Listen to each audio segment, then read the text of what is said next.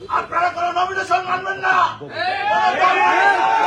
পটুয়াখালী ২ আসনের বিএনপি দলীয় প্রার্থীর বিরুদ্ধে বিভ্রান্তিকর ও বানোয়াট মন্তব্যের অভিযোগে বাউফল উপজেলা বিএনপির আহ্বায়ক আব্দুল জব্বার মৃধাকে দলীয় পদ থেকে অব্যাহতি দেওয়া হয়েছে।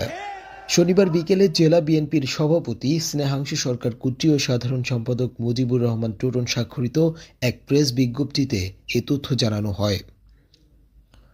জেলা বিএনপির সূত্র বলছে, সম্প্রতি দলীয় প্রার্থী শহীদুল আলম তালুকদারের বিরুদ্ধে একাধিক সভা সমাবেশে মিথ্যা ও বিভ্রান্তিকর বক্তব্য দেন আব্দুল জব্বার মৃধা।